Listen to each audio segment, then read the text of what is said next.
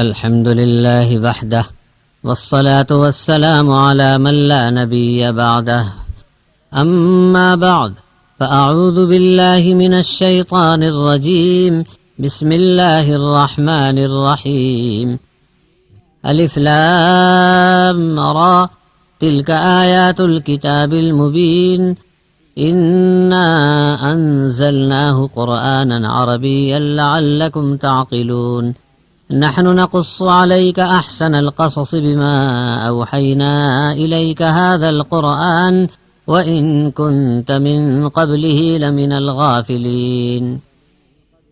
الف لام را، یہ آیتیں ہیں اس کتاب کی جو صاف صاف بیان کرتی ہے۔ بے شک ہم نے اس قرآن کو نازل فرمایا ہے عربی زبان میں تاکہ تم بات کو سمجھ سکو اور عقل سے کام لو۔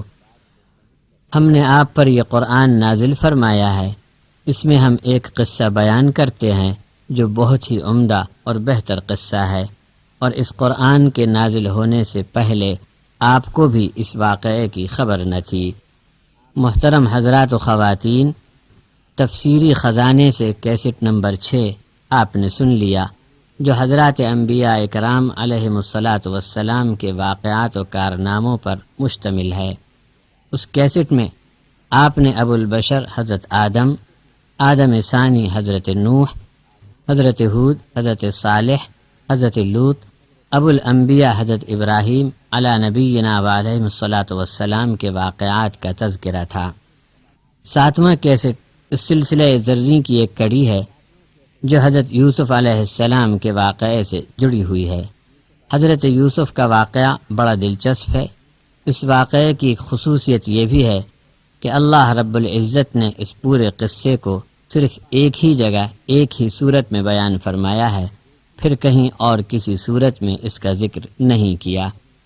تفسیری خزانہ دیکھیں تو پتہ چلتا ہے صاحب تفسیر حضرت مولانا عبد الکریم پارک صاحب دامت برکاتہم بھی اس واقعے کو اسی طرح بیان فرماتے ہیں۔ تو لیجیے سماعت فرمائیے قرآن حکیم کا بیان کردہ یہ دلچسپ قصہ، اور اس کی تفصیل سماعت فرمائیے مولانا عبد الکریم پارک صاحب سے۔ اس واقعے سے ہم کو کیا سبق ملتا ہے، خوب دھیان میں رکھیے، قصے میں گم نہ ہو جائیے۔ حضرت محمد صلی اللہ علیہ وسلم نے کسی سے کچھ پڑھا نہیں، لکھنا پڑھنا بھی نہیں جانتے تھے۔ یوسف علیہ السلام اور ان کے بھائیوں کے سبب ایک بڑی قوم بنی اسرائیل کا دنیا میں پھیلاؤ کس طرح ہوا، اس واقعے سے حضرت صلی اللہ علیہ وسلم بے خبر تھے۔ جب قرآن میں اس کا بیان آیا تب واقف ہوئے۔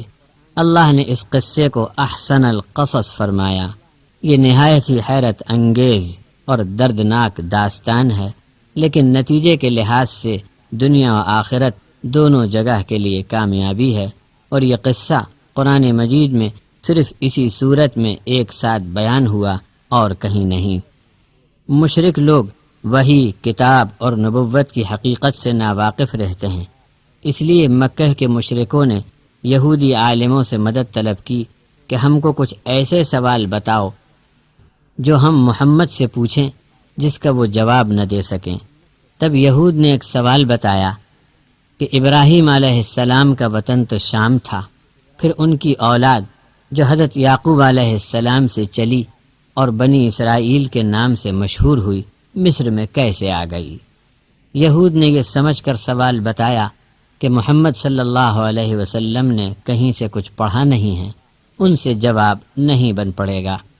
تب اللہ تبارک و تعالی نے سورہ یوسف نازل فرمائی اور پورے جواب کے ساتھ ایک بہترین قصہ بھی عام لوگوں کی معلومات میں آیا۔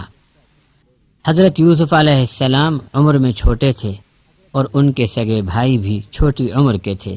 یہ دونوں ایک ماں سے تھے، باقی 9 بھائی دوسری ماں سے تھے۔ وہ سب عمر میں بڑے تھے اور تعداد کے لحاظ سے ایک جتھا تھے۔ قبائلی زندگی میں جتھا اور ٹولی زیادہ اہم تھی، لیکن حضرت یعقوب کا پیار یوسف اور ان کے سگے بھائی بنیامین کی طرف کچھ زیادہ تھا۔ محبت کا یہ جھکاؤ بڑے بھائیوں کو اکھر گیا۔